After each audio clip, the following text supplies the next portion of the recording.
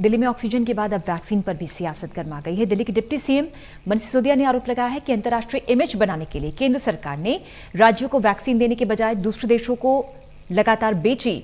दिल्ली के सीएम ने केंद्रीय स्वास्थ्य मंत्री को खत लिखा, दिल्ली के लिए जल्द से जल्द वैक्सीन उपलब्ध कराने की मांग की।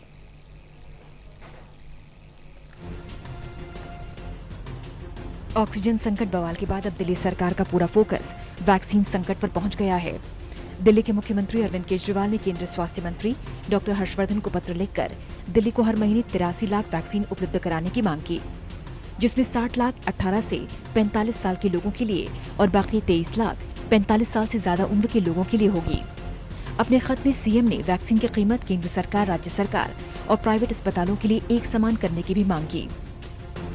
पत्र में इस बात का जिक्र किया गया कि कोविन ऐप स्लॉट बुक करने में परेशानी की वजह से राज्य सरकारों को ऐप बनाने का अधिकार दिया जाए।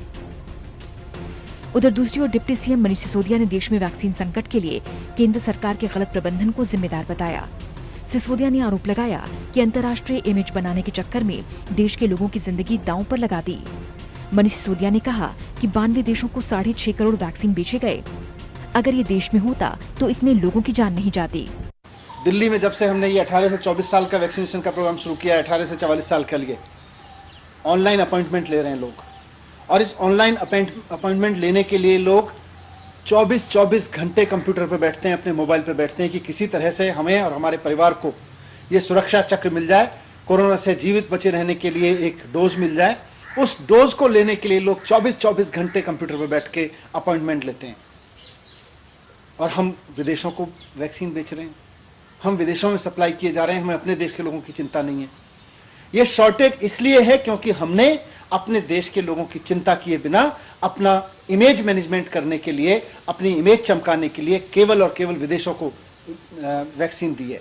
वैक्सीनेशन पर राजनीति को इससे भी समझा जा सकता है कि कल तक दिल्ली में सरकार ऑक्सीजन बुलेटिन पढ़ रही थी, अब रविवार से वैक्सीनेशन बुलेटिन की शुरुआत की गई। आप विधायक आतिशी ने वैक्सीनेशन बुलेटिन की शुरुआत की।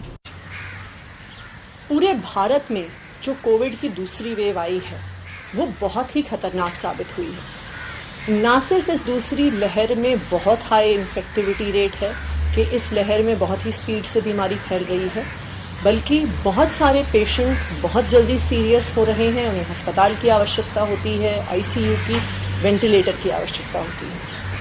और इसीलिए सबसे ज़रूरी चीज़ इस वेव को रोकने के लिए और आने वाली संभावित तीसरी वेव को रोकने के लिए जो सबसे ज़रूरी चीज़ है वो है वैक्सीनेशन। वैक्सीनेशन ही एकमात्र तरीका है जिसके माध्यम से दिल्ली की जनता भी और देश की जनता भी कोविड-19 जैसी खतरनाक बीमारी से बच सकती है। आप लोगों के सामने कुछ आंकड़े प्रस्तुत करूंगी बताने के लिए कि कितनी वैक्सीनेशन दिल्ली में हो चुकी है, अभी कितनी वैक्सीनेशन रहती है और दिल्ली में कितनी वैक्सीन की डोजेस उपलब्ध है। और ये आंकड़े जो दिल्ली का एक वैक्सीनेशन बुलेटिन होगा वो रोज शाम को 5 बजे हम दिल्ली की जनता के सामने पेश करेंगे। वैक्सीनेशन बुलेटिन के मुताबिक दिल्ली में अब 3 से 4 दिनों का कोटा बचा हुआ है।